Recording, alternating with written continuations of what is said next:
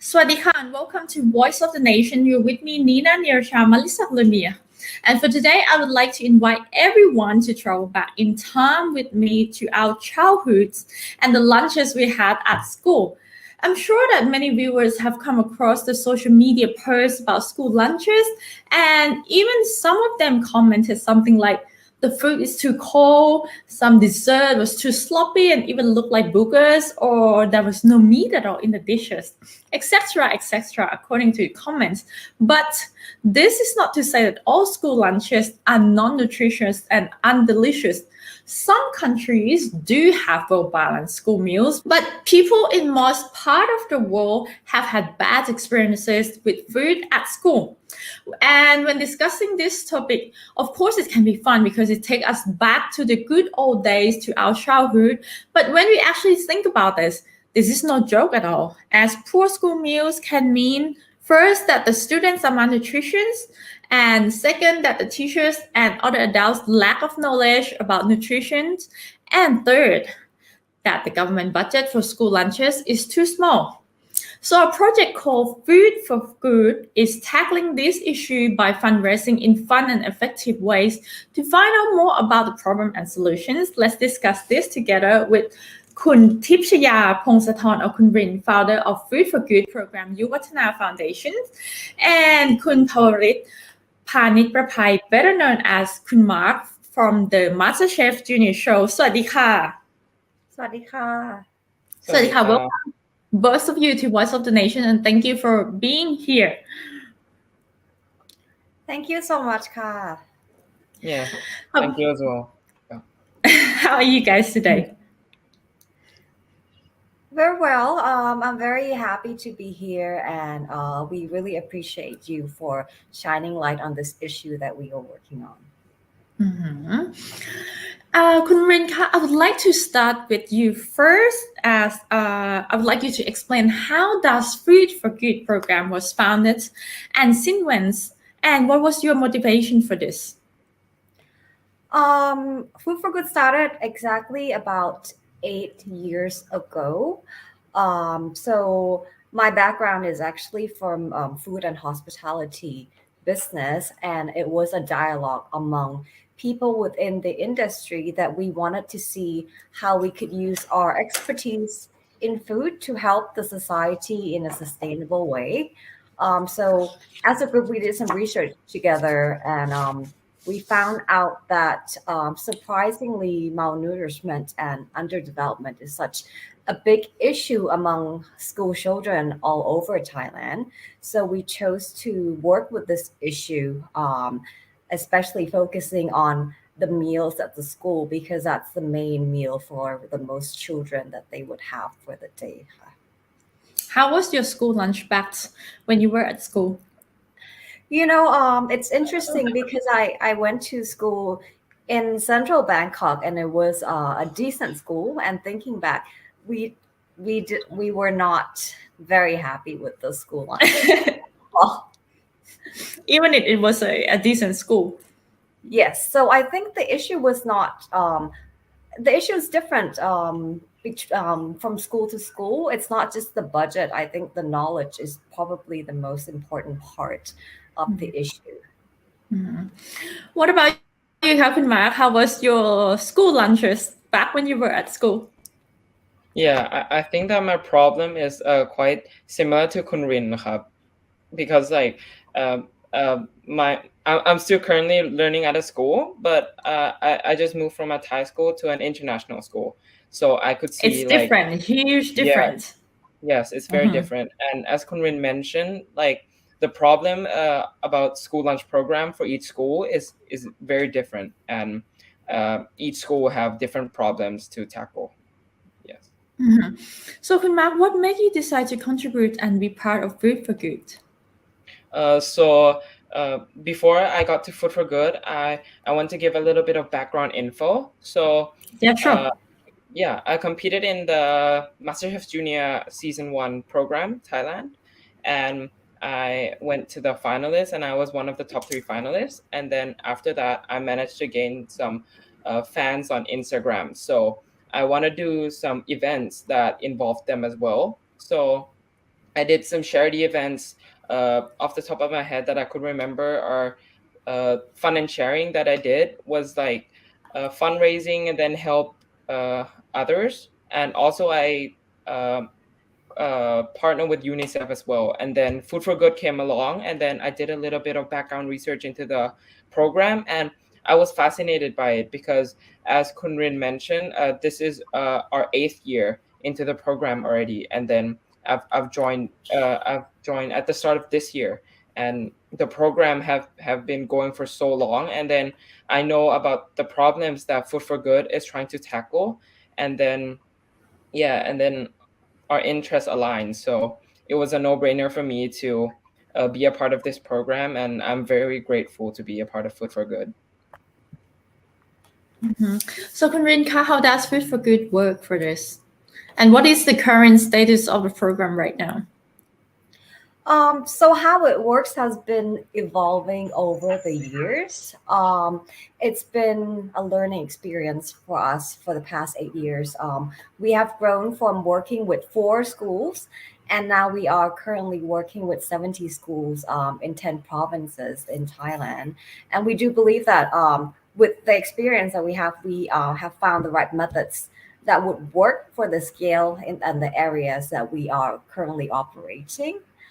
So the model is very collaborative. We mainly work with schools, local authorities, and local hospitals because we're a small team, so we cannot be there all the time to monitor everything. And now we are kind of focusing on 4 goods for the children, which are the first is good food, which is providing nutritious meals that are suitable for the development of the children, and we also provide the funding to support them when that's required. And we do get our funding from many food businesses partners and also kind individuals who are interested in donating with us. And the second good is the most important, which is good knowledge. This is for the schools to be able to design, prepare the right meal plans for the students. This is one of the main problems too, right, at school, because the people who work at school must have a basics of good knowledge about nutrition.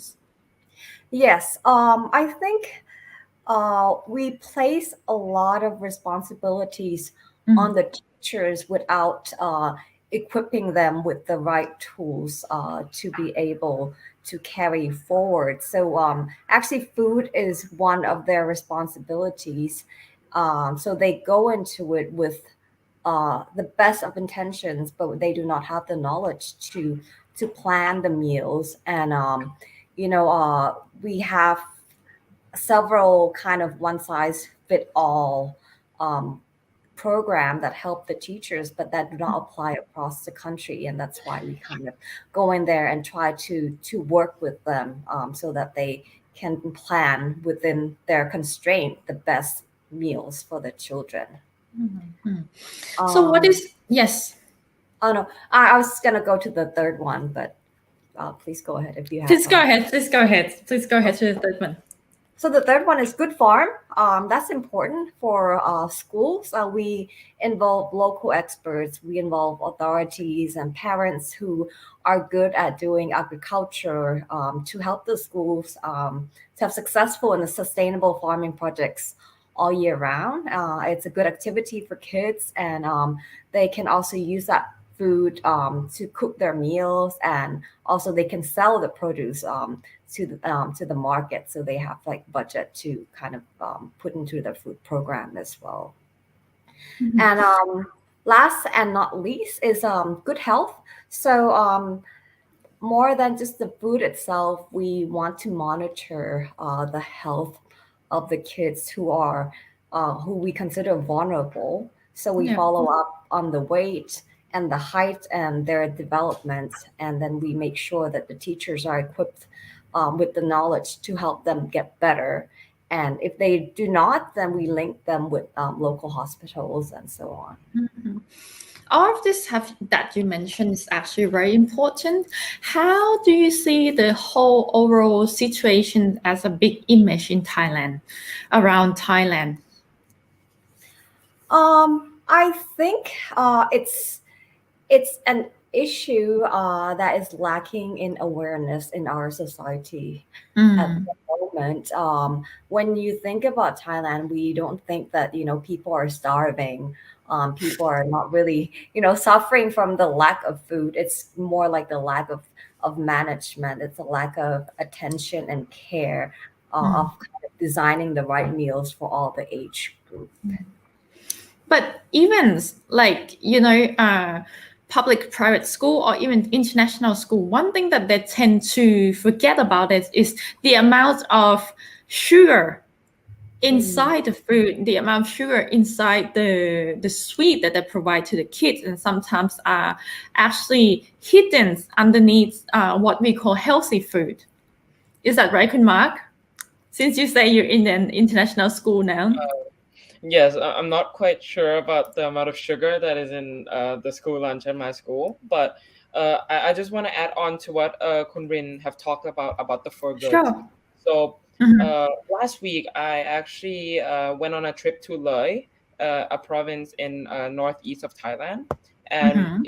it is where one of the schools that Food for Good have been supporting is there, and then I get to visit the school and then see how the whole process really work. Because before I get to go up there, uh, I'm not quite sure how the system would work. But when I went there, I get to see firsthand how all the four goods it actually affect each other as well. For example, like the good farm would affect the good food, and then once the good food is good, it would affect a good health for the kids as well.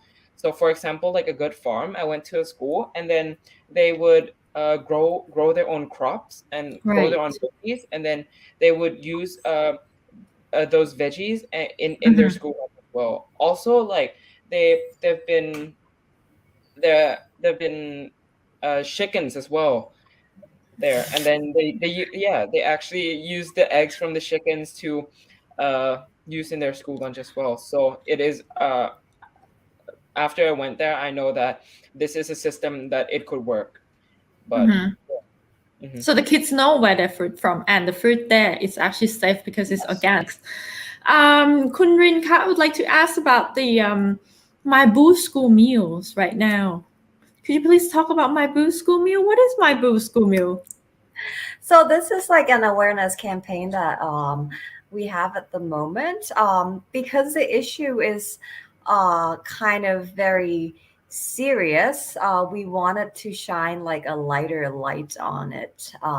So we designed this campaign to make you think back about the lunch that you had at school when you were younger, so that we kind of can bring the attention to um, uh, the quality of the food that kids deserve to have. And by making it more relatable, I think people become more interested in our program. And it's kind of funny in a way because school lunch is such like a pain topic for for everyone. Yes, I remember. School lunches is always be it's either we're not happy about school lunch, it's either too cold, too hot, too sweet, too I don't know. But well, this is one of the problems that is not Thailand, but many part of the world. And I know that your program is trying to tackle because kids in Thailand, of course, that when we see on the social media or when we see on in the media that kids are very malnutrition and some of the kids did not receive a proper meal at all. That's true, and I think there's a lot of imbalance in the society. So, for example, kids in the city, they're often overweight, and then the kids in the rural areas are, malnourished. So, this is something that we kind of need to work in specific areas to kind of, figure out what the problem is. Mhm. And I've heard that you have a link to make participants click on it and then how they can participate and contributing in this program by, if I'm not wrong, by sharing their thought about their school meals when they were young, right? It's actually a little quiz that we designed, so you can go to our social media on Instagram, Food for Good Thailand, and then you can have fun with the quiz, and then it will kind of tell you what kind of picky eater you are at the school, and then So you have four along types of characters. yes, so along with the quiz, it will kind of educate you, like, okay, this is like what you should do if you don't like vegetable, or if you eat too little protein, how it's going to affect you, and it kind of advise you what to do. Back to Kun Mark, what role are you contributing in here, and what are the challenges for you? So once I start partnering with Food for Good at the start of the year, I've been trying to promote a fundraiser, and then I've been trying to promote Food for Good to the media and to all my fans, because I feel like once I've known about the problem that Food for Good is trying to tackle, and then what they're trying to solve, I think that it's very good, and then I just want to promote it to the best of my ability. And I actually did a fundraising event, and then we managed to help support 2 schools, and which I mentioned before, I went on a trip to Loy to see how Food for Good is supporting and how well the school is doing. I also get to talk firsthand with the teachers that are part of this program, and I've get to ask them about how has this program help the problems that they might face before Food for Good came to support. And then I also get to ask the kids as well how things have changed. And yeah, it's going very well. What was the reactions of your fans, your followers? Yeah, my fans are my fans are very supportive. Like when I did like charity events in the past, they always supported me. So I'm grateful to have such great fans. And then I'll try my best to promote Food for Good to get bigger and bigger. What is your favorite dish to cook in Food for Good? My favorite dish to cook for Food for Good. So my trip to Loy, I get to cook one lunch meal for a school there, which was khao hai jiao, or like they get to eat veggies in their food, and then they even get to eat some fruits, which is apple, on the day that I went there. Yeah. What was the feedback from the kids? Yeah, the kids love it. So I went with my camera crew team, and we managed to take some videos, and then which will be posted on my YouTube channel as well, and to promote this program even more. So as because you are part of you like cooking as a chef, junior chef, what would be your dish that, according to you, think that it's one portion dish, well proportionate, well nutrition? What would you name this dish, or what is the name of this dish? So if we're gonna put everything into one dish, it is kind of hard. But normally, what I saw what Food for Good is trying to do is that there's like a protein, two protein portions, which is like 2 different things, and then a rice as the carbohydrate, and then we got the vegetables and fruits. Vegetables and fruits, yes. So, Kun Rin ka, what are the challenges for you in doing this for the past 8 years? There are various challenges, but I think the biggest thing is that there are so many factors involved. As Kun Mark said, you can design the perfect meal every day. It doesn't mean that the kids will eat it. There are yes that will not eat it. Children are not easy, and also easy, yes. On the school side, they have so many responsibilities, and this is adding on top of everything that they have to do. Especially the schools in the rural areas, they're pretty much second parents to the kids. Sometimes the kids actually do stay at the school. They're a boarding school, so they are preparing 3 meals for hundreds of children all the time. That is a lot of work. No matter how much knowledge we provide them, it doesn't mean that it's physically possible to do that. So I think uh, awareness in the nationwide scale is very important, because we do need so many parties involved to make this work, to make this problem go away. My heart goes for you. I used to work at one of the schools, work in this area, and I noticed that most of the kids, sometimes it's not that they're being malnutrition, it's just because they're being too picky. Some of them don't even eat vegetable, and some of them they love, what they really love is just a noodle full of noodles, full of carbohydrate and soup, and there's no meat, and that's it, no vegetable, and that's how they love it. Yeah, that's the thing. And also we try to kind of educate the teachers about the portion. Uh, so that has to be age appropriate and issue appropriate as well. So they have to focus more on the skinnier and the shorter size of the children, and kind of encourage them to eat more. But that doesn't always mean that the kids will have the meal. Will follow.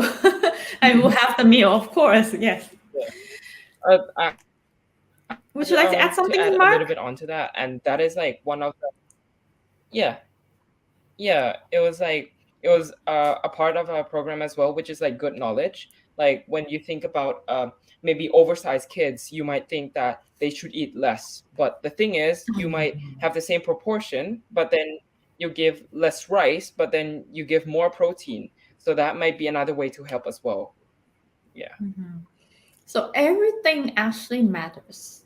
Everything matters. So Kunrin, since you mentioned about like now you are working with 70 schools all over part of Thailand. Which part of Thailand are you contributing to right now? All over, like south, north, northeastern, and even Bangkok as well? No, we are currently focusing on the north and the northeast of Thailand. That's Right. covering 10 provinces. We originally started with Mae, which is the poorest province of the country. And then we expanded from there. And then we kind of found out that the challenges can be very specific to the area. So we kind of expand to nearby provinces. So we kind of have the tools already, and we have the knowledge already of what's going on within the area. But obviously in the future, we are open to expanding more into other parts of Thailand. So what do you think that what are you doing right now is sustained? I would like to believe so. I think it is working for the scale that we are currently operating.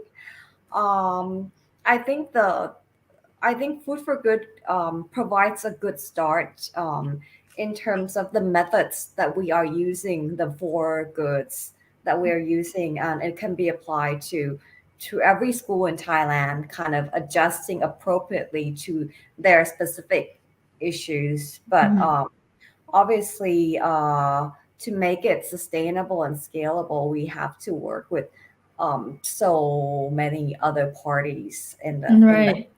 but in terms of the model, I think we have a good start.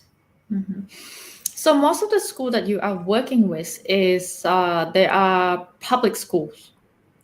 Yes, all of them. All of them are public schools. Yes, like government schools. Government schools, right? No private school yet. Actually, that is quite interesting, because private schools do have this issue as well. But As well, yes.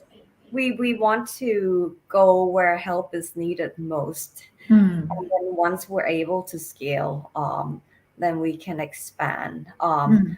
I think we can get all the schools involved, by incorporating our knowledge into the teachers' training and into the school curriculum. I think that would be a good start for the teachers to know what to do and the kids to know what is healthy for them.